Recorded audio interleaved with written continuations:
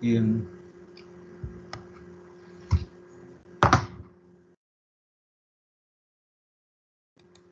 Vamos a ver. Ok, esta semana tenemos dos cosas, digamos, dentro de la agenda, que es la primera, hablarles un poco de cómo hacer el análisis narrativo, algunas recomendaciones para construirlo. Y la segunda, atención de dudas propiamente de la tarea 1, que imagino que tendrán bastantes en este momento. Entonces voy a proceder a contarles el tema del análisis narrativo. Para ello voy a utilizar este mapita. Este mapa, bueno, se los voy a mostrar ahorita en la presentación. Ya está cargado en el TEC Digital, en la sección de documentos, en una carpeta que se llama documentos complementarios. Entonces se van a encontrar la versión extendida del mapa, como esta que están viendo en pantalla, para que cuenten con toda la información que les voy a compartir en este momento. Bueno, primero, el análisis narrativo corresponde entonces a narrar los resultados que nosotros estamos obteniendo a través de todo este proceso. Es contar entonces cuáles son esos resultados, pero contándolo de una manera especial. Básicamente es comparando la información para fundamentar entonces las afirmaciones que nosotros hagamos. El primer paso para construir o para planificar el análisis narrativo es dejar claro cuál es el objeto de estudio. El objeto de estudio ya nosotros nos lo dieron en el documento que dice, que da el enunciado del ejercicio. Nos están pidiendo básicamente que aclaremos los motivos por los cuales el dispensador de jabón resulta fácil de usar. Ese es entonces nuestro enfoque, pero cada una de las técnicas ayuda a responder una parte de ese, llamémosle objeto de estudio grande, el objeto de estudio de la investigación. Hacemos siempre una selección de varias técnicas que nos ayudan a responder de manera clara y contundente, clara, precisa y exacta, el objeto de estudio. Entonces, en este caso, tenemos que dejar claro para la técnica que estemos realizando el análisis, cuál es el objeto de estudio. Una vez que tenemos claro el objeto de estudio, hay que revisar su redacción. Tener claro en todo momento qué es lo que estamos prometiendo como equipo, que vamos a obtener a través del objeto de estudio, y evitar el estilo de redacción de cumplimiento. ¿Qué es una redacción de cumplimiento? Cuando ponen básicamente cualquier cosa con tal de llenar el campo, ¿ok? Porque la redacción de cumplimiento hace que normalmente la pifien por completo con respecto al objeto de estudio. Entonces, que anoten cosas que no se pueden lograr, por ejemplo, con esa técnica. Estén muy claros que lo que vamos a lograr es buscar facilidades o dificultades, porque eso es lo que nos están pidiendo en el objetivo grande, por ejemplo, pero que no podríamos pedirle a una técnica como un mapa de empatía precisamente encontrar facilidades o dificultades, porque su foco es definir a un usuario. Entonces, si ustedes definen el objeto de estudio del mapa de empatía, algo así como definir las facilidades y dificultades por usuario, no sirve para eso. Y en este caso estarían intentando crear, digamos, cumplir con el requisito de que hay que definir un objeto de estudio, nada más que al ser de cumplimiento para poder llenar el espacio, después no estaban poniendo algo que sea consistente con respecto a lo que está siendo solicitado. Después de revisar la redacción, hay que definir el enfoque. Y en su redacción subrayar entonces la idea central o la idea clave que nos dice cuál es ese enfoque, para poner nuestra mirada solamente en eso en el momento en que se está haciendo el análisis. Y por último, aclarar el producto que se debe obtener, es decir, cuál es el tipo de información que yo debo de obtener a través del uso de la técnica una vez que yo haga todo el análisis para poder responder al objeto de estudio de la investigación. Una vez que esta parte del objeto de estudio está lista, lo que sigue es definir la historia que va a ser contada. Esto entonces corresponde al cuerpo del análisis, propiamente a la narración. Para hacer la narración yo debo de tener muy claro, digamos, cuál es el orden de las ideas, qué es lo que voy a contar, con cuánta información cuento y demás, como lo verán por acá. El primer paso entonces es tener claro nosotros qué es lo que vamos a aclarar a través del análisis. Y para esto es necesario que en todo momento estemos muy centrados en el objeto de estudio. Eso es lo que vamos a aclarar. Segundo, hacer un inventario de la información o de los datos con los que contamos hasta ese momento, para saber si son suficientes para contestar el objeto de estudio o si necesitamos recurrir a más investigación o aplicación de más instrumentos o hacer una entrevista más para obtener más datos y poder contestarlo por completo. Y tercero, una vez que yo ya tengo certeza de que tengo claro qué es lo que voy a discutir, cuál es el enfoque. Número dos, que cuento con suficiente información, ahora sí, ¿cómo la voy a estructurar? ¿Cómo voy a dosificar la información para contar la historia? Primero, lo que hay que tener claro es idear la historia, es decir, cómo se van a contar las cosas. Para ello es importante definir el flujo de la información, definir qué se va a contar primero y qué se va a contar después. Entendiendo que lo que cuenten primero son fundamentos y contextualización, sobre la cual entonces se va a montar la siguiente información que va a ayudar a poder comprender lo que sigue que se va a explicar.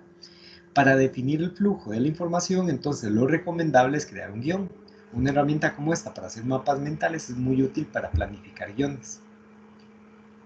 Después de que tenemos el flujo de la información, hay que asegurarse de contar con una introducción, un desarrollo y una conclusión.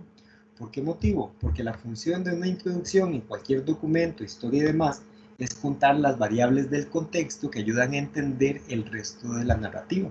¿Okay? Y la conclusión tiene que dejar un cierre. Y en nuestro caso, la conclusión puede ser la síntesis del proyecto. Es decir, para nosotros, después de crear la introducción y de hacer todo el desarrollo del análisis, nuestra, ¿cómo se llama?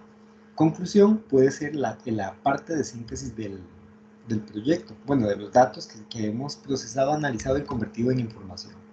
Una vez que ya todo está listo, ahora sí procedemos a redactar el análisis.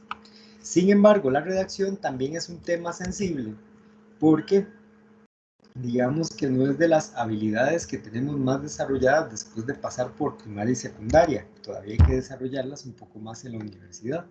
Entonces les voy a hacer un par de recomendaciones relacionadas con el cómo redactar, en el tema de la redacción.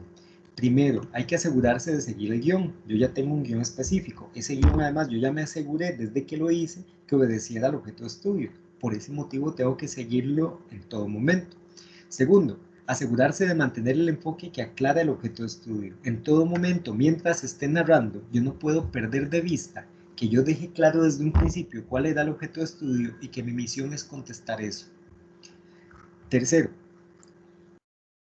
asegurarse al redactar de que el texto sea comprensible para un niño, es decir, que sea lo suficientemente llano para que se pueda comprender, que tenga los suficientes datos que fundamenten las ideas para que pueda ser entendible por qué estoy afirmando cada cosa y que esté redactado en términos sencillos y poco enredados.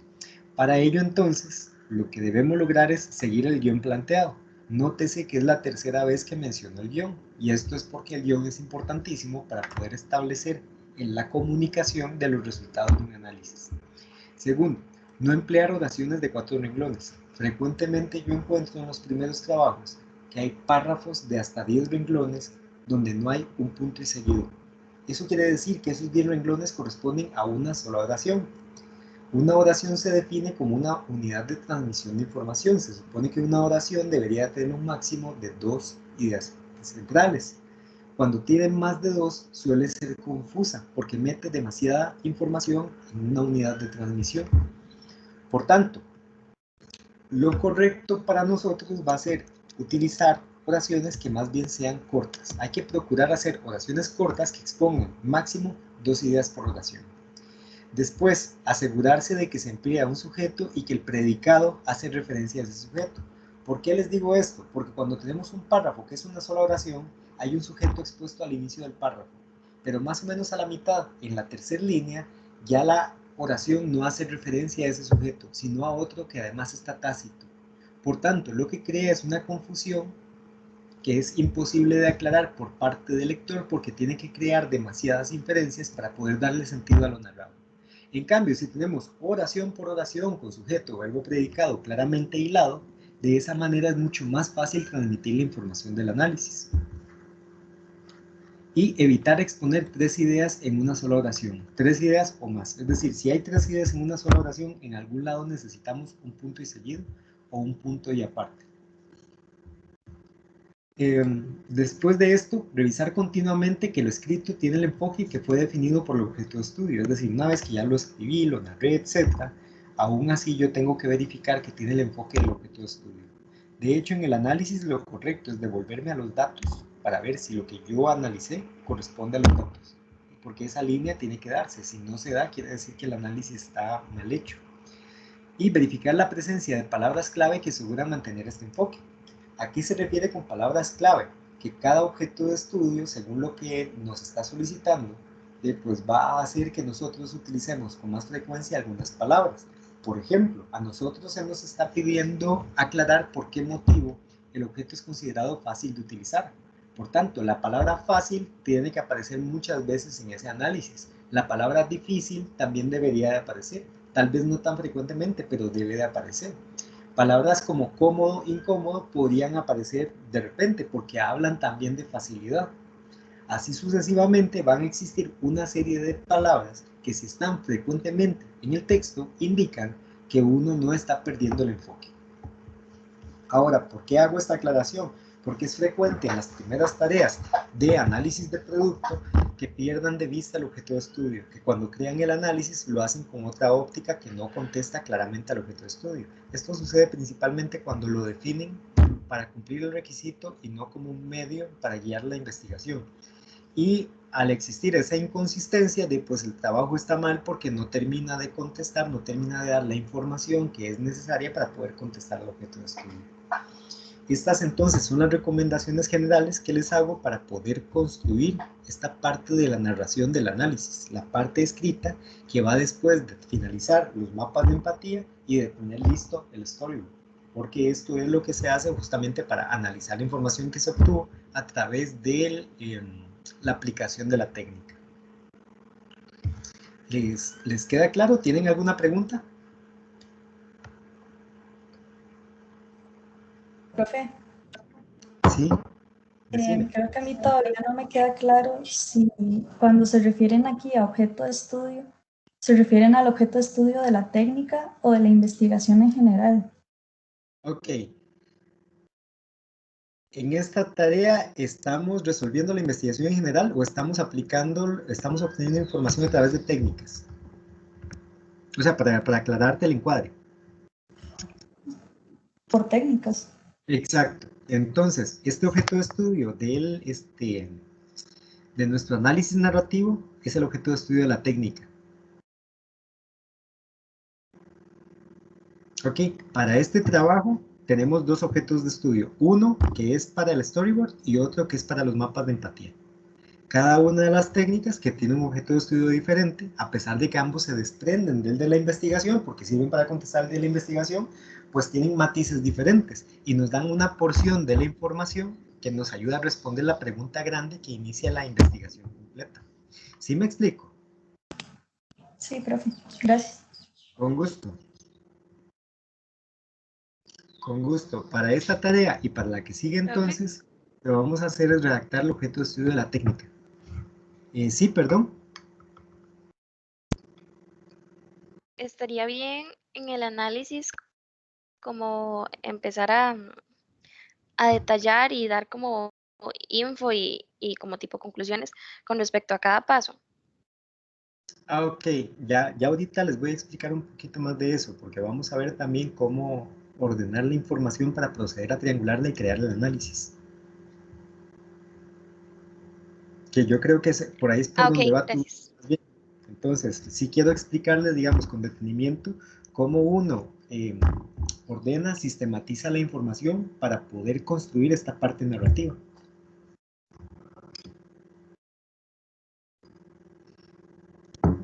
¿Alguna otra duda, chicos y chicas?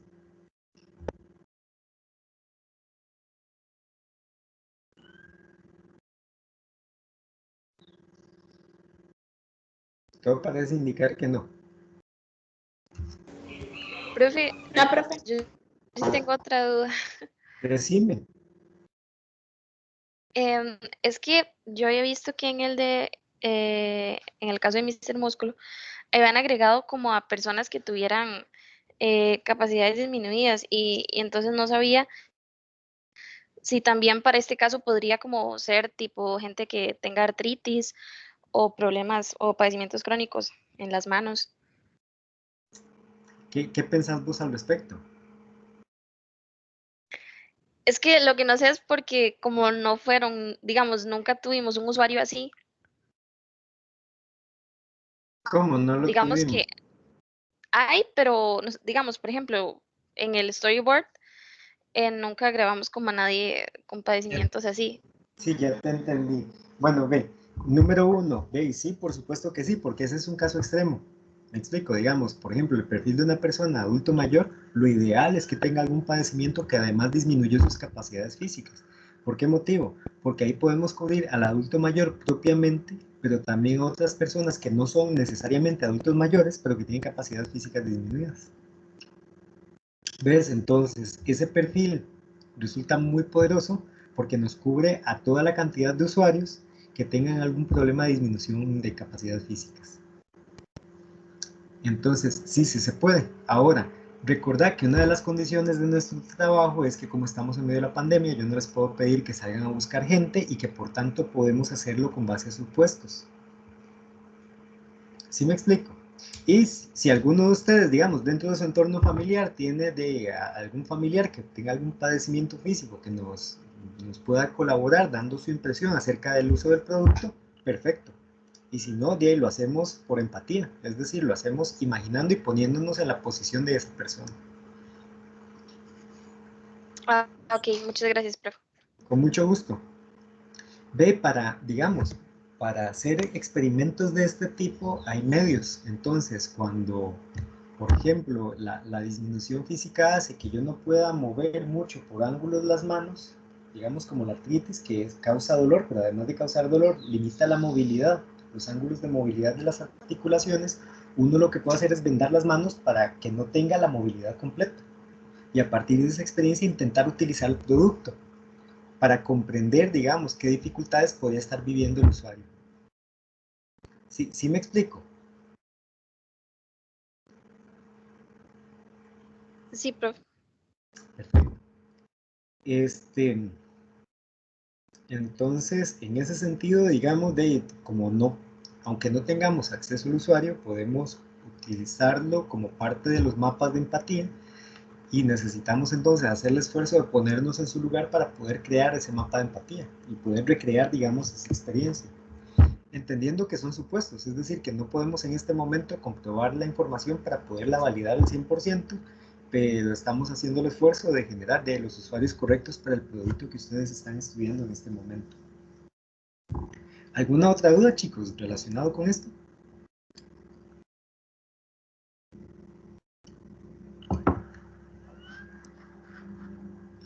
¿No?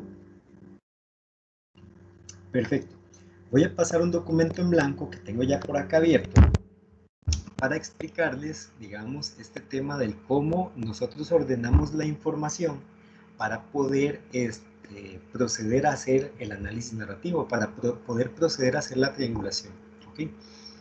Bueno, número uno, tal vez lo primero que tengo que aclarar, la triangulación de datos es un proceso, ¿ok? Y es una técnica. Es una técnica porque tiene una serie de pasos secuenciales que ayudan a obtener comparación de información para producir el análisis. La triangulación no está asociada a una herramienta específica, es decir, no hay una única herramienta que sirva para triangular, más bien hay muchas técnicas que sirven para ordenar información y a partir de esas técnicas que nos ayudan a ordenar información podemos triangular datos. Estas técnicas podrían ser, por ejemplo, el mapa mental, puede ser el mapa conceptual, pueden ser matrices, pueden ser matrices de toma de decisión, por ejemplo, puede ser el diagrama de afinidad, pero en este caso yo les voy a sugerir utilizar el cuadro de doble entrada. Un cuadro de doble entrada es simplemente una tabla, nada más que tiene la propiedad de comparar información. Entonces, vamos a ver primero el caso del mapa de empatía, ¿ok? En el mapa de empatía, regálenme un segundo para abrir la descripción de la técnica.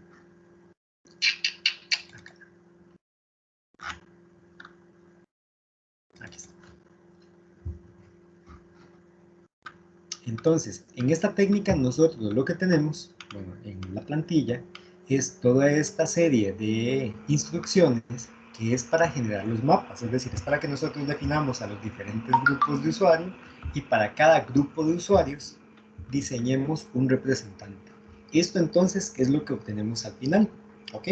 Todo el trabajo que hicimos antes fue para definir este representante del grupo de usuarios. Por tanto, vamos a tener tantos mapas como usuarios tengamos. Supongamos que yo para mi proyecto definí 3 usuarios. Uno era un niño, el otro era un abuelo y el otro era una mamá gallina. ¿Ok? Entonces yo tendría al final 3 mapas de 3 sujetos. Esos 3 sujetos son los 3 representantes de los grupos de usuarios. El niño, el abuelo y la mamá gallina. Ahora, voy a dejar este momento. Ahora, vean, el cuadro de doble entrada se construye haciendo que en la primera columna estén las categorías. Las categorías, según su significado literal, son criterios de agrupación de datos, ¿ok? Que se agrupan porque tienen algo similar. Son una categoría precisamente porque tienen algo similar. Por ejemplo, si yo los tuviera todos ustedes en el salón de clase, yo podría catalogarlos por el color del cabello, es decir, todos los que sean castaños vienen para acá, los que sean rubios para acá y los peliteñidos para el fondo, ¿ok? Y cada uno de esos grupos corresponde a una categoría. Debido a que tienen algo similar, son altamente comparables, son más fáciles de comparar porque no hay una gran diversidad, ¿ok? El objetivo entonces de las categorías es precisamente ese, homogenizar la información para que sea comparable y poder establecer más fácilmente similitudes y diferencias o relaciones existentes en el mismo tipo de información.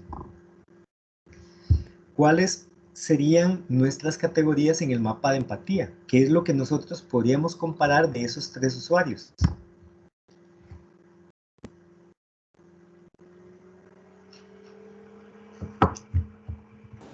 La capacidad.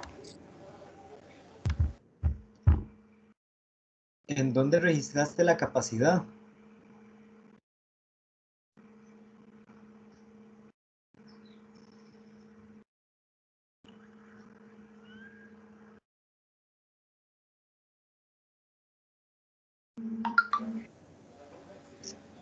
¿Comprendés la pregunta? Porque nosotros en ninguna parte del tema del mapa de empatía se le solicitó registrar la capacidad. ¿Cuál es la información similar que tenemos de los 3 usuarios?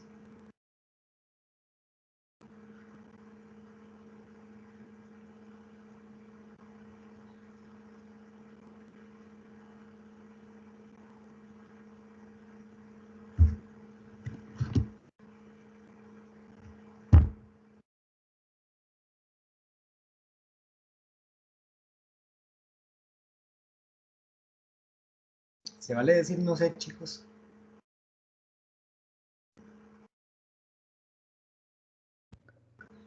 Profe, bueno, yo no sé, pero podría ser como lo que ve y como lo que escuchan. Eso es precisamente, los 3 mapas tienen las mismas preguntas. Entonces, ¿qué puedo comparar? Las respuestas que dieron cada uno de los usuarios. ¿Ya? Entonces, en nuestra tabla tendríamos las diferentes categorías como la plantilla tiene 6 preguntas, entonces tenemos 6 categorías. ¿Ok? ¿Y quiénes son los sujetos de estudio? Ya sabemos cuáles son las categorías, son las preguntas. ¿Quiénes son los sujetos de estudio?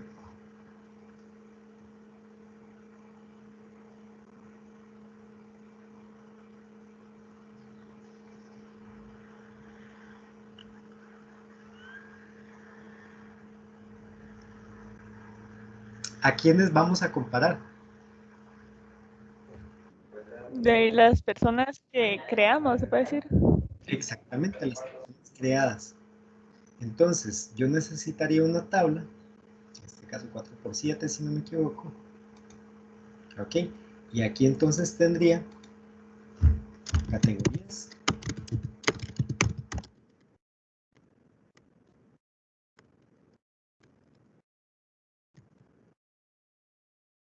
Y personas.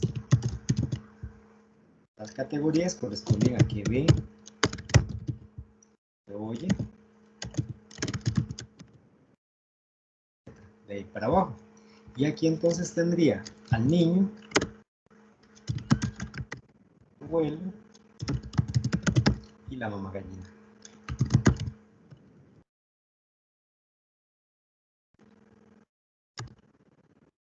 Entonces, ¿qué es lo que va aquí?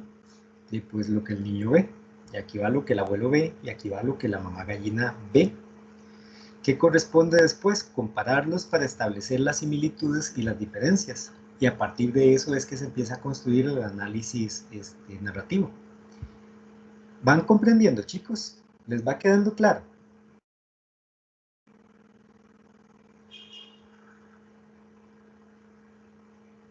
Profe, ¿Sí?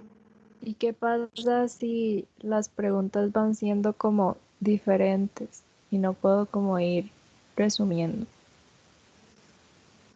Tus preguntas no pueden ser diferentes porque la plantilla te condiciona a contestar esas No, perdón, preguntas. las respuestas, Ah, tipo la para cada respuesta. usuario. Ya Ujú. te entendí. Yo ya te iba a decir de ahí, pues que te equivocaste a la hora de hacer la técnica, porque las preguntas tendrían que ser esas. De eso es lo que puedes concluir, que las respuestas son disímiles, son diferentes. Ah, Y a partir de ese contraste de las respuestas y en apoyo con el resto de la información, puedes empezar a crear, si fuera del caso, las inferencias del por qué. ok, de por qué son como todos distintos y así. Exactamente. Va a Ok. pasar lo siguiente, para ampliarte un poco eso, ¿verdad? Entonces, tenemos aquí las respuestas del niño, la respuesta del abuelo, la respuesta de la mamá gallina. Entonces, resulta que entre estos dos, de repente hay una contradicción muy grande entre, digamos, normalmente va a ser más bien como en lo que piensa. Supongamos que aquí hay una diferencia notable entre lo que piensa el niño y lo que piensa el abuelo. ¿Qué hago yo? Recurrir a las otras categorías para buscar la explicación. Lo que él piensa y lo que él piensa está influido por lo que ve y lo que oye y la forma en cómo lo interpretan. Entonces yo aquí establezco, sí, es que el niño está pensando esto porque él lo que está viendo es esta parte y el abuelo piensa de esta manera porque él está poniendo la atención en esta otra. Eso es la triangulación de datos. Yo estoy buscando relaciones entre categorías diferentes para poder explicar lo que sea que yo esté analizando. Sí, sí me explico. Ah, sí, ya me quedó mucho más claro, gracias. ¿Ves? Entonces, la utilidad de la tabla es esta precisamente, ¿ok? Que te ayuda a ordenar la información para que sea comparable, ¿ok? Una vez que la tenés organizada, de manera que es comparable, vos puedes encontrar esto que estás diciendo ahorita, encontrar cosas que son como similitudes, cosas que son como diferencias, que son incluso contraposiciones, encontrar conflictos, encontrar que algo es una causa de este otro efecto, que algo es más bien una continuación de algo más y así sucesivamente. Ese es el objetivo de la triangulación, buscar esas relaciones y los porqué de las relaciones. Pero para poder triangular, nosotros necesitamos que la información esté muy ordenada y específicamente que sea comparable. Y esa es la utilidad de las categorías. Las categorías en una investigación se van a definir desde el principio, ¿ok? Cuando las categorías no están claras, se utilizan técnicas que sirven para poder definirlas, para poder aclararlas. La técnica, digamos, por excelencia para lograrlo cuando las categorías no son claras es el diagrama de afinidad. En nuestro caso, ya todo está claro porque la investigación nos dice, número 1, cuál es el objeto de estudio y número 2, cuáles son las preguntas de investigación que contestan el objeto de estudio. Cada una de las preguntas de investigación que está en su iba a decirles brief, pero es el enunciado del ejercicio, corresponde a cada una de las técnicas aplicadas, que vamos a aplicar, digamos, en este momento. Ahora, ¿qué recomendación les hago yo? Que esta es una adición, digamos, mía como docente al cuadro de doble entrada. Ponerle una columna más al lado derecho. Y hacer una síntesis o un análisis, como quieran ponerle, de la categoría. Entonces, aquí se puede hacer la discusión de la información que tenemos aquí presente y ordenada. ¿Ok? Entonces, tendríamos una buena parte del análisis narrativo construido porque aquí hay datos que comparan las categorías. Después, agregar en la parte de abajo una fila más. Insertar una fila de abajo para hacer una síntesis. Y aquí abajo entonces aclarar, digamos, en la integralidad del niño, pues que encontramos lo mismo para el abuelo y lo mismo para la mamá gallina. Aquí yo ya tendría entonces una buena parte del análisis narrativo resuelto, o de los datos que necesito para el análisis narrativo. Lo que queda después de esto es encontrar las relaciones existentes entre categorías distintas, que es esto que la compañera hace un rato me preguntó: ¿qué pasa si encontramos algo contradictorio? Pues lo que hacemos es ir a los datos para buscar la explicación del por qué se produce esa contradicción. Si nosotros encontramos datos suficientes para fundamentar una inferencia, se hace una inferencia indicando que probablemente esto sucede debido a A, B, C y D. Si nosotros no encontramos datos que nos ayuden a dar luz al por qué, entonces eso es lo que hay que decir, que no hay datos suficientes para poder determinar el porqué de ese comportamiento y que por tanto se aconseja entonces investigar eso en lo particular. ¿Comprenden, chicos?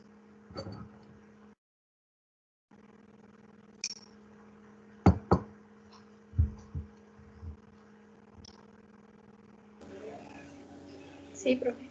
Sí. Vean, me preocupan todos los que no, vamos a ver, indican si están comprendiendo o no, porque me dejan con la gran duda. Y ya nos queda poco tiempo para resolver el proyecto, porque si bien es cierto, hay de aquí al domingo, es bastante trabajo. ¿Ok? Entonces, por favor, levanten la mano si están comprendiendo en este momento.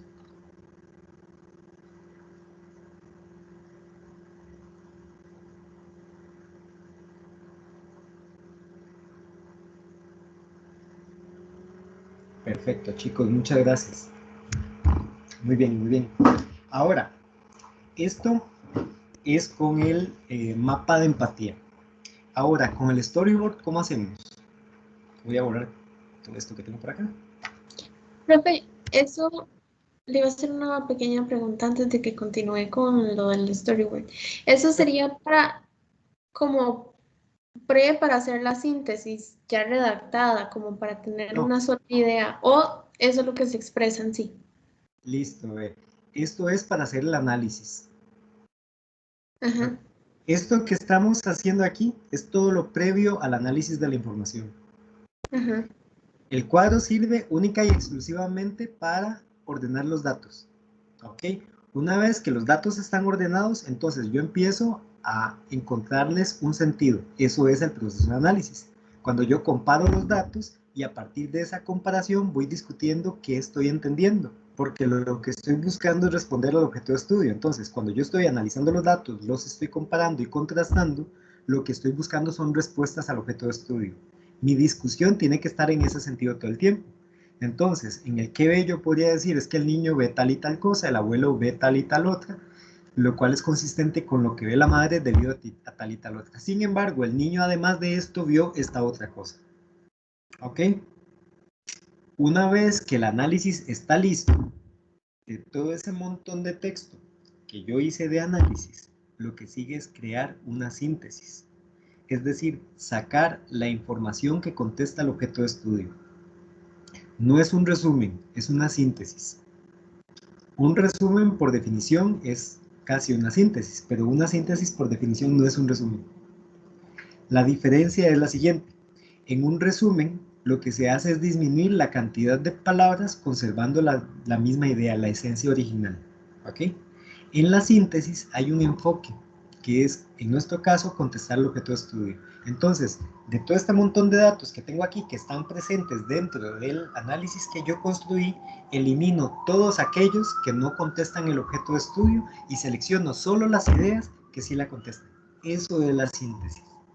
Entonces, es como un resumen, por supuesto, porque estamos minimizando la cantidad de información que teníamos al principio, pero es un resumen especial que se dedica única y exclusivamente a contestar nuestro objeto de estudio. ¿Sí me expliqué?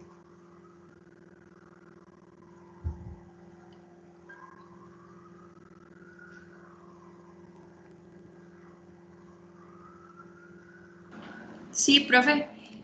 Yo tengo otra pregunta, Sí. pero la mía es con respecto a las preguntas como tal de qué ve y qué oye. Es que creo que yo me confundí un poco, entonces no sé si me lo podría tal vez aclarar. Digamos, yo comprendo que nosotros lo que intentamos responder es nuestro objeto de estudio, que es saber, digamos, si de verdad el dispensador la facilidad que tiene el dispensador, ¿verdad? Pero viendo yo los ejemplos que usted nos dio, por ejemplo, el del Mr. Músculo y lo que habíamos hecho en el webinar, cuando nosotros respondemos las preguntas de qué ve y qué oye, estamos tomando en cuenta también el contexto en el que se desarrolla la persona.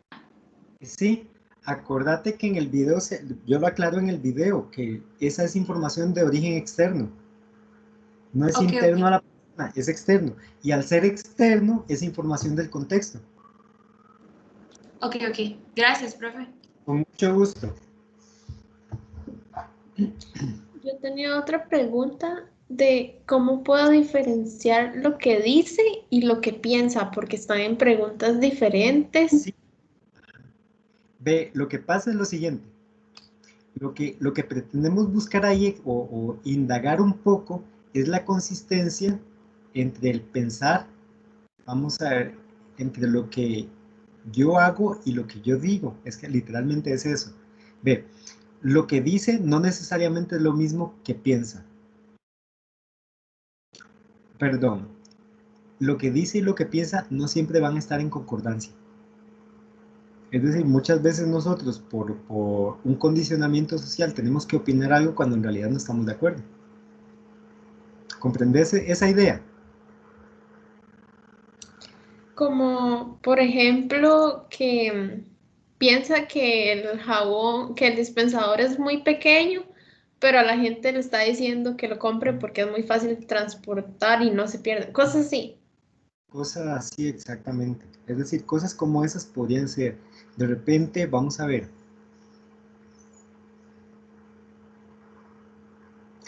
Por ejemplo, podría ser algo como, él dice que le incomoda mucho y que no compraría cosas de ahí que se acaban muy rápido, pero igual compra este jabón porque considera que es bueno. Entonces hay una contradicción entre el decir y el hacer. ¿Ok? Ahora, en este caso, igual, nosotros lo que hacemos es contestar las preguntas con la realidad de la situación, no inventamos las situaciones.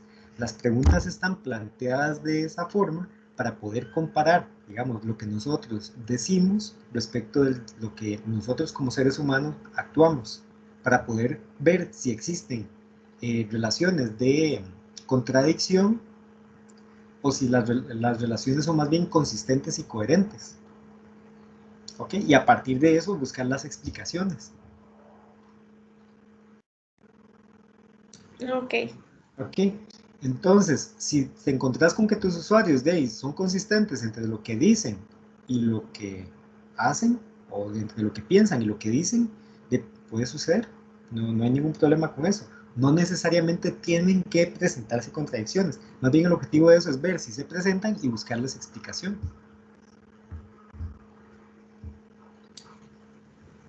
Pero ahí a la hora de la síntesis, todas juntas se analiza igual, si hay contracciones o no, por usuario o por todos juntos.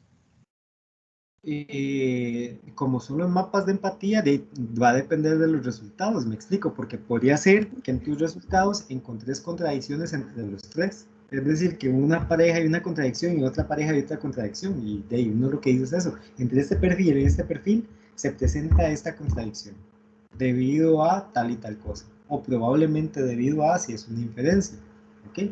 Si todos piensan similar y se comportan similar, dicen similar, eso es lo que hay que concluir, que estos tres usuarios tienen una línea de pensamiento similar debido a A, B, C y D, lo que ustedes encuentren.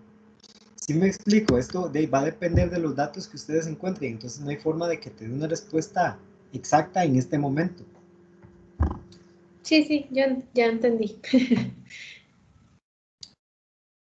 Sí, digamos que en la síntesis vos vas a contestar lo que los datos que analizaste te digan.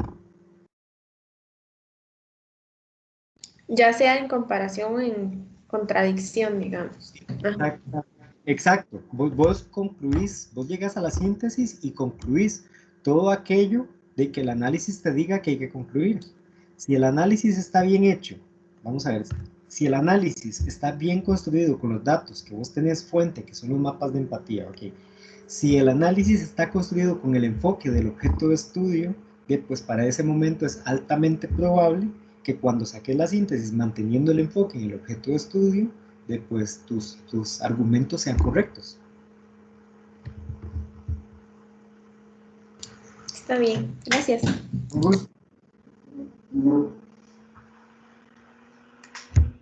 ¿Alguna otra pregunta, chicos, chicas? No, profe. No. Entonces, vean, esto mismo o esta misma técnica de ordenamiento de información, de sistematización de la información, podemos utilizarla para ver la información y comparar la información proveniente del storyboard. Solo que el storyboard tiene algo diferente de los mapas, no tiene las categorías tan claras. ¿Ok? Porque en los mapas de empatía, cada una de las preguntas tiene ya las respuestas y son las mismas preguntas por sujetos diferentes, por tanto las categorías están clarísimas, son las preguntas, es información que ya puedo comparar. Pero en el storyboard estamos haciendo un análisis de paso por paso. Ahora, entonces, ¿cuáles podrían ser las categorías del storyboard?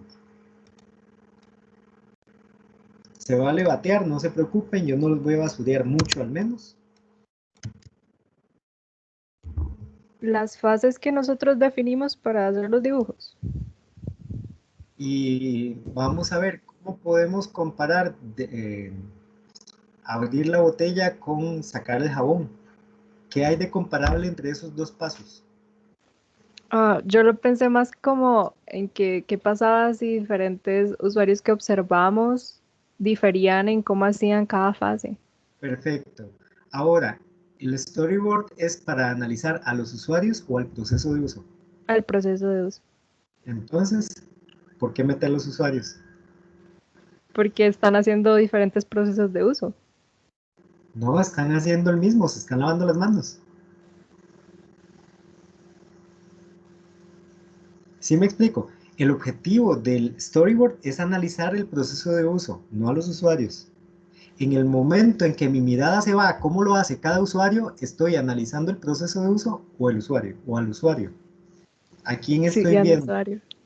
Al usuario, exacto. ¿Ves? ¿Qué dicha que hiciste esta pregunta? Porque es uno de los motivos de desenfoque del objeto de estudio, principalmente del storyboard. ¿Ok? ¿Qué quiere decir esto? Que normalmente cuando hacen el storyboard le ponen atención al usuario y se olvidan del proceso de uso. Entonces, cuando resuelven el objeto de estudio de la técnica, indican algo que está enfocado en el usuario. Y el storyboard no es para enfocarse en el usuario, sino en el proceso de uso, en la serie de pasos necesarios para poder utilizar el dispensador hasta el momento en que uno se echa el jabón porque ya ahí pierde el contacto, hasta los otros puntos de contacto donde sí hay interacción con el objeto. Entonces, más bien los pasos serían las categorías o serían los sujetos de estudio. Los sujetos de estudio. Exactamente. Los pasos se convierten en los sujetos de estudio porque ellos no son comparables uno con el otro. Más bien tenemos que establecer cuáles son las categorías que vamos a observar en cada uno de los pasos. ¿Cómo definimos las categorías entonces?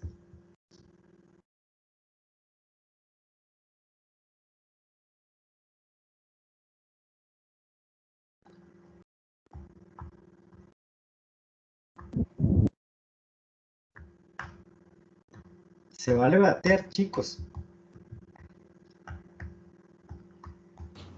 ¿Cómo, profe? Repita de nuevo. Porque, ¿cuáles podrían, digamos, cómo nosotros en este momento podemos decidir son las categorías? ¿De dónde las sacamos? ¿Qué criterio utilizamos para definir las categorías? ¿Categorías te refieres al proceso?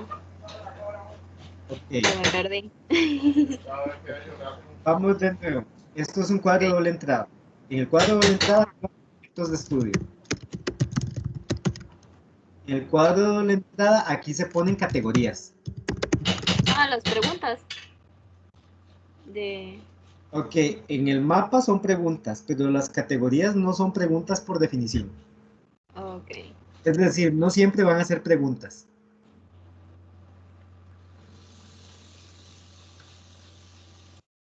Entonces, ¿cómo defino yo cuál es la categoría que voy a analizar para cada sujeto de estudio? O para cada Pero que no paso. sería Bueno, con el nombre de los mismos pasos. sí, pero el nombre del paso no es el paso. El orden, no sé. El orden de los pasos, vamos a ver qué información útil me da para saber qué tan fácil de usar es el producto.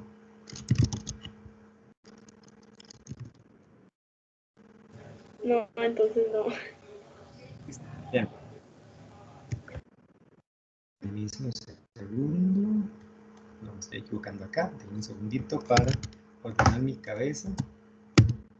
Okay, yo soy hombre y solo puedo con una a la vez.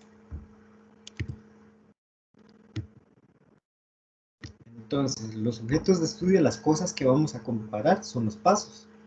Ahora, ¿qué nos pide la investigación que busquemos? ¿Qué es lo que nos están pidiendo como objeto de estudio de la investigación?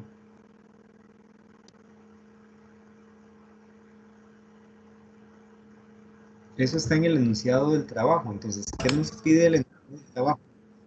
Las facilidades de uso. Listo. Entonces, una categoría sería...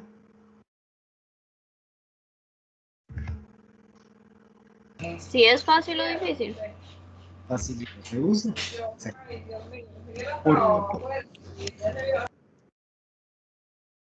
Porque yo sí puedo definir si el paso 1 es fácil de hacer o no, si el paso 2 es fácil de hacer o no, si el paso 3 es fácil de hacer o no. ¿Ok? Y porque eso es lo que me está pidiendo el objeto de estudio. Ahora, una vez que sale la categoría facilidad, por defecto, por default, va a salir la segunda categoría. ¿Cuál es? La dificultad. La dificultad de uso. Muy bien, perfecto.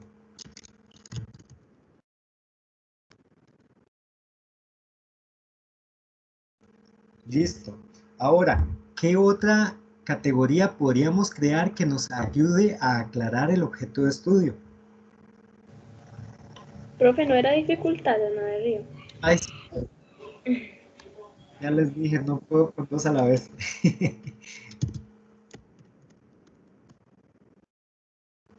Y quedo con grabación y evidencia de todo. ¿Qué otra cosa podríamos observar en los pasos del proceso de uso que nos ayuden a definir si es fácil o es difícil de usar? O cualquiera de las cosas que nos piden en la investigación. La forma de uso.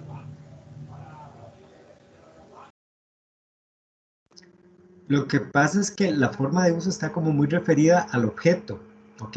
Y es básicamente lo que queda expuesto en cada uno de los pasos. Entonces, y no es información comparable, porque por ejemplo, si el paso 1 tiene que ver con desenroscar el dispensador, y el paso 2 es algo como apretar esto, ¿cómo comparo esos dos pasos de uso? ¿Qué conclusión importante puedo sacar si son dos pasos diferentes, con procesos diferentes, con información que no es comparable? ¿Comprenden? Sí, profe. ¿Estás viendo? Ese es como el tipo de razonamientos que hay que ir haciendo para descartar si es o no es categoría. Ahora ve, si yo esto lo estuviera haciendo por primera vez, toparía con las mismas dificultades que vos estás viviendo en este momento. Es decir, en este momento te es difícil porque es la primera vez y además estamos en vivo. Entonces, definir las categorías en realidad sí es algo complicado y sí requiere su ratito de razonamiento para saber si algo es categoría o no lo es. Y algunas veces uno empieza a montar todo este trabajo, ¿verdad? Y te das cuenta, cuando estás resolviendo como el tercer sujeto, que esto no es, definitivamente no es una categoría porque la información que estoy obteniendo no es comparable. Entonces, ¿cómo podemos validar las categorías? Siempre y cuando la información que dé aquí sea comparable. Aquí va a ser de fijo comparable porque está hablando de facilidades. Aquí va a ser comparable porque está hablando de dificultades. ¿Qué otra? Vamos a ver. Un objeto fácil de usar podría ser considerado como, póngale un adjetivo. Los objetos fáciles de usar son... No sé si decir cómodo. Por ejemplo, comodidad podría ser una. Accesible. Sí, podría ser fácil de aprender, por ejemplo, a usarlo. Ese tipo de cosas podrían ser categorías que nos ayudan a aclarar ¿Cuál es la facilidad de uso del objeto? ¿Qué es lo que nos está pidiendo el objeto de estudio? ¿Ok? Entonces, lo que quiero que comprendan con esto es que las categorías se eligen precisamente a partir del objeto de estudio. En el mapa de empatía es muy fácil porque las categorías están dadas por la técnica, pero eso no va a suceder en todas las técnicas. En el resto, básicamente, nosotros tenemos que crear las categorías. Y las categorías se crean tomando en consideración como punto de referencia el objeto de estudio, porque eso es lo que hay que contestar. Entonces yo necesito categorías que me den información para contestar el objeto de estudio. ¿Comprendieron eso? Manita levantada, por favor, si les quedó claro. Y buscar cómo explicarlo de otra manera. Profe, ¿puedo volver como a explicarles que no me terminó de Claro. quedar claro? Claro, ve, cuando ordenamos la información, siempre tenemos algo en mente. Hay una pregunta que contestar. En nuestro caso, voy a anotarla por aquí arriba. ¿Por qué motivo el dispensador es fácil de utilizar? Profe, una pregunta, ¿podría subir un poquito? Es que creo que ahí donde comparte pantalla no se ve. Ahí sí. Ya se ve. Decime si Ahí no se ve hasta cambia. los pasos. Es decir, se te No, corta la no se pantalla. está escribiendo arriba del cuadro. Y esto que escribí arriba del cuadro no se ve. No. ¿Ahí? Ahí sí. Ahí sí, perfecto. Entonces, esto que tenemos acá es el objeto de estudio, ¿ok? Yo necesito aclarar esto. Para poder ordenar, para sistematizar la información de manera tal que yo pueda producir el análisis, yo necesito establecer las categorías y las fuentes de información. Las fuentes de información son los sujetos de estudio. En este caso, para el storyboard, siempre los sujetos de estudio van a ser los pasos que están siendo narrados. ¿Por qué motivo? Porque los pasos son tan diferentes que habrán algunos que no son comparables. ¿Cómo yo puedo comparar, por ejemplo, desenroscar con dispensar el jabón? ¿Okay? No hay suficientes paralelismos para que yo pueda comparar esas dos acciones. Por ese motivo, de ahí son los sujetos de estudio. Además, son ellos los que me dan la información que me dice, o sea, cada uno de ellos me dice si es fácil o es difícil. En principio, nosotros no teníamos categorías claras. Es decir, yo al principio tenía la tabla, sé cuáles son los sujetos de estudio, pero tengo que observar algo en ellos. Esa es la función de las categorías. Cuando las categorías a mí no me las dan desde el principio, yo lo que tengo que hacer es irme al objeto de estudio, entenderlo, saber qué es lo que me están preguntando para poder entender qué categorías me pueden dar esa información. Entonces, si me preguntan por qué motivo el dispensador es fácil de utilizar, ahí tengo la primera categoría, facilidad de uso. ¿Okay?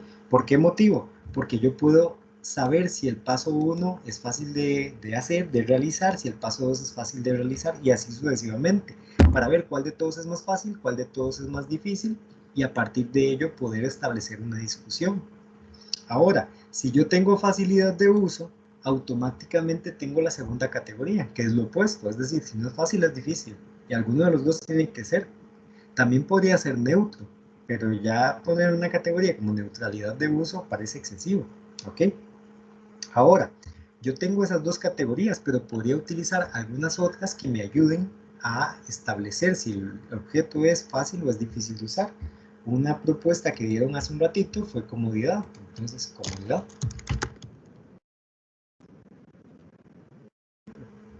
¿Ok? Entonces, a partir de esto, yo sí puedo tener información ordenada que me puede fundamentar la respuesta a este objeto de estudio. ¿Queda un poquito más claro? Sí, profe, gracias. Con gusto. Entonces, ¿qué hacemos si no nos dan las categorías del principio? Ver cuál es el objeto de estudio y a partir de él definir cuáles son las categorías. ¿Ok? Porque todo nuestro esfuerzo siempre en un análisis es por contestar esa pregunta y no hay que perder eso de vista. Como recomendación, así como de profe y de muy buena fe, les recomiendo poner el objeto de estudio en post-it en la pantalla de su compu donde les estorbe, para que lo estén viendo a cada rato, porque es muy común en los primeros trabajos de análisis que lo pierdan de vista en el camino y que la síntesis no obedezca consistentemente a la respuesta del objeto de estudio. Ok, aquí igual que les recomendé hace un rato, podemos agregar una columna más para hacer el resumen por categoría. Agregar una columna más, una fila más en la parte de abajo para hacer el resumen por objeto, por sujeto de estudio, por paso de una vez. Ok, y ya con esto tenemos construido una buena parte de las ideas que van a generar el análisis narrativo. Después lo que sigue, una vez que ya está lleno y que hicimos esta parte, es ver las relaciones que hay aquí adentro para poder explicar lo que está sucediendo. Entonces, ver que en un paso hay una dificultad y que esa dificultad podría deberse a una forma especial del objeto. Ahora, hay algo más que tengo que aclararles aquí. Puede ser de repente que ustedes en el paso 3, aquí, encuentren una dificultad de uso, ¿ok? O que registraron una dificultad de uso y no tengan claro por qué motivo se está presentando esa dificultad. ¿Qué hacemos? Pues experimentar con la botellita. Entonces nos vamos a la botella, ya no tenemos acceso al sujeto, a la persona a la cual le aplicamos la observación, entonces vamos a la botellita, efectuamos ese paso tal cual está registrado en nuestro storyboard, y a partir de eso, entonces decimos, ah, sí, no, mira, es que esto es duro de utilizar, sí, sí, cuesta mucho bajarlo, hay que aplicarle mucha fuerza, sí, por supuesto, se vuelve difícil debido a eso. Entonces ustedes lo pueden argumentar porque es una experimentación vivida con el objeto, o sea, a través de la experimentación se pudo comprobar que el apretar el dispensador es un paso difícil debido a que hay que aplicarle demasiada fricción para que pueda bajar. ¿Comprenden? Mano levantada, sí, sí, sí.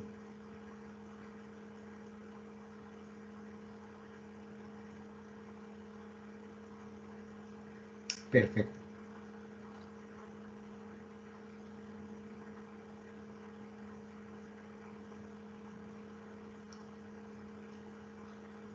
Ok, muy bien, chicos. Chicos y chicas, ¿dudas con respecto a esto?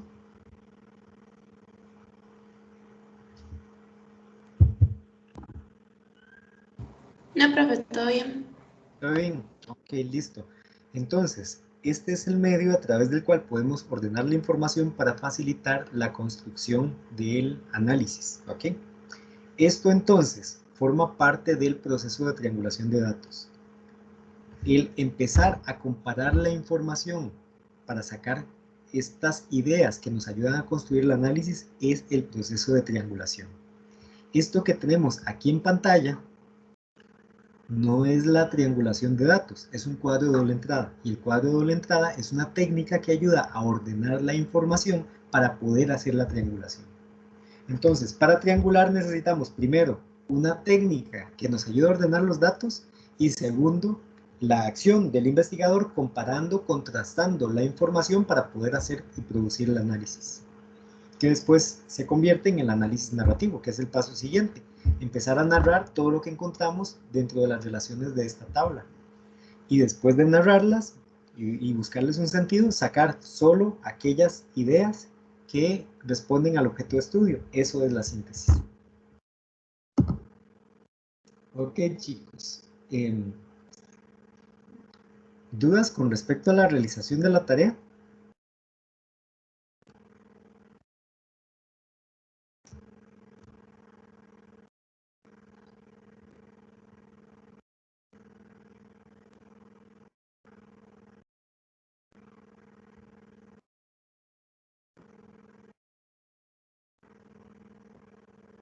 No hay. No, profe. Sí. En categorías, hay un mínimo de categorías. Nunca, nunca. Digamos que, o sea, todo depende mucho de la complejidad de la investigación que se está realizando. Nunca existe ni un máximo ni existe un mínimo. Pero decir que existe solo una categoría te va a dar muy poca información para poder comparar, para poder contrastar. Dos categorías también te van a dar poca información. En algunos casos puede ser de que por el tipo de pregunta que nos están haciendo haya muy pocas categorías. Este es el caso, digamos, para el storyboard esta vez. No van a haber muchísimas categorías porque la pregunta que nos están haciendo no es acerca de dificultades, sino más bien de algo que está bien y ellos quieren saber por qué está bien. Ah, ok. ¿Está bien? Gracias. Sí, no se extrañe mucho si no le salen así como de 5 categorías, 4 categorías, porque en realidad, debido a que la pregunta está narrada en términos positivos, porque el objeto tiene virtudes, se vuelve un poco más difícil, digamos, encontrar las categorías que nos pueden ayudar a encontrar esos puntos de virtud que tiene el producto. Si fuera un producto que está mal diseñado, abundarían las categorías ahí. Tendríamos muchos comentarios de usuarios indicando qué debilidades tiene y a partir de esas debilidades podríamos detectar muy fácilmente categorías. Pero cuando algo está bien, normalmente las personas se encuentran satisfechas y al estar satisfechas, pues no hay mucho que puedan aportar para generar las categorías. Ok, ¿alguna otra pregunta, chicos, con respecto a la tarea? Me surgió otra duda. ¿En categorías podría poner el tamaño?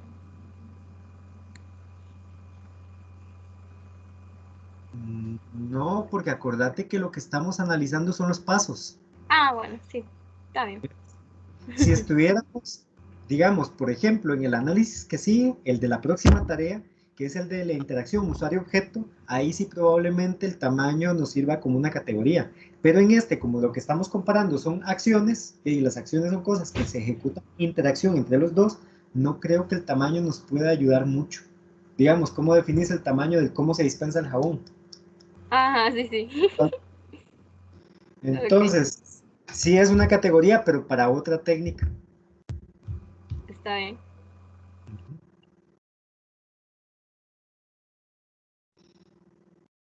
Ok, chicos y chicas, si no tienen más dudas, podemos finalizar la sesión en este momento.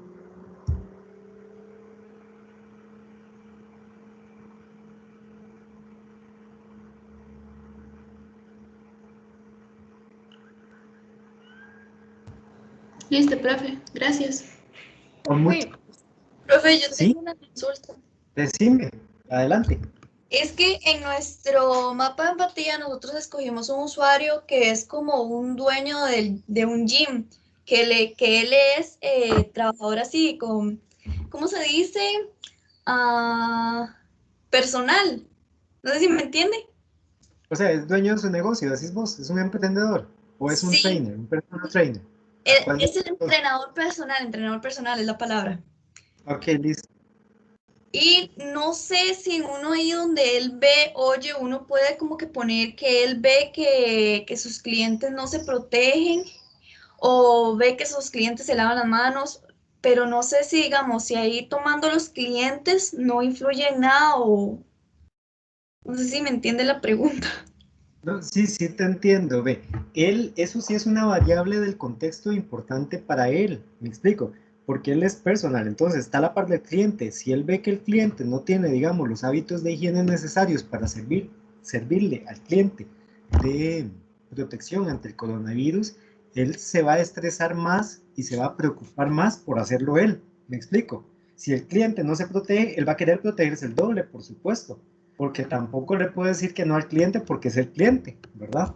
Entonces, a mí sí me parece que es información valiosa para crear el mapa porque está indicando las fuerzas externas que lo motivan a él a utilizar el producto. Ok, otra cosa, nosotros hicimos una serie de preguntas al final de que las personas utilizaran el producto, ¿verdad? ¿Sí, bien? Y Bien. nosotros hicimos así como un cuadro, como esos de que usted hizo en el principio, pero con Ajá. esas otras preguntas, tipo, ¿cómo piensa que es el tamaño del producto? ¿Fue fácil? Cosas así. No tuvimos en cuenta como el que ve o el que oye, el que siente y todo eso. Eso debemos meterlo ahí, también hacer como el síntesis, lo que tienen semejantes y todo eso. Ok, como ustedes cuentan con esa información, pueden incluirla dentro del análisis. Es decir, además de los resultados del mapa de empatía, si ustedes consideran que alguna de esas preguntas o de sus respuestas pueden aportar a, ¿cómo se llama?, al análisis, pueden incluirlas. Ok. ¿Sí me explico? En el grupo anterior, si no me equivoco, uno de los grupos de trabajo más bien hizo las entrevistas, pero con las preguntas base del mapa de empatía. Entonces ellos me consultaban más bien como qué hacemos, porque esas son las preguntas con las que creamos el mapa. Entonces cuando hagamos la tabla del mapa es la misma tabla que utilizamos antes. Yo no, ¿qué de ahí? Si eso es duplicación de información. Simplemente tienen que indicar que las preguntas base son las que van a ser utilizadas para el análisis debido a A, B, C y T. En el caso de ustedes, más bien agreguen las que les sean de utilidad. Es decir, hagan el análisis con los mapas. Y si ustedes ven que hay algo en los mapas o más bien que hay faltante de algo en los mapas que puede ser contestado con las preguntas que ustedes tienen anteriores, las incluyen porque son datos que ustedes recolectaron que pueden fundamentar y que sirven para contestar el objeto de estudio. Ok, profe, muchísimas gracias. Con mucho gusto.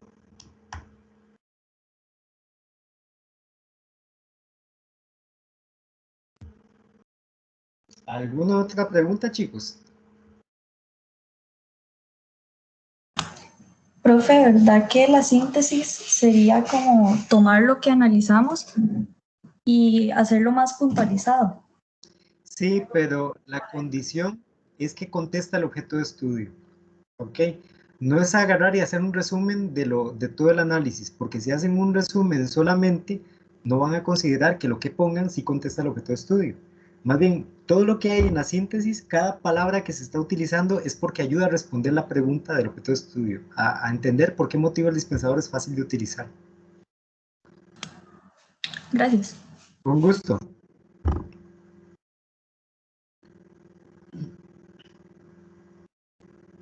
¿Alguna otra pregunta, chicos y chicas?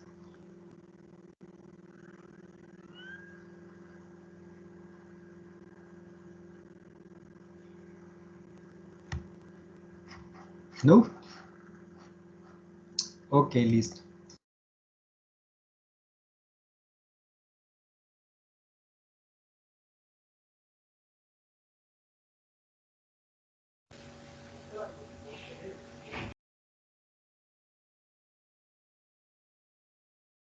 Profe, no se le escucha. Ya listo. Que iba a apretar el botón de dejar de compartir y apreté el de salir por accidente porque están exactamente a la par. Ok, listo. No, que quería decirles que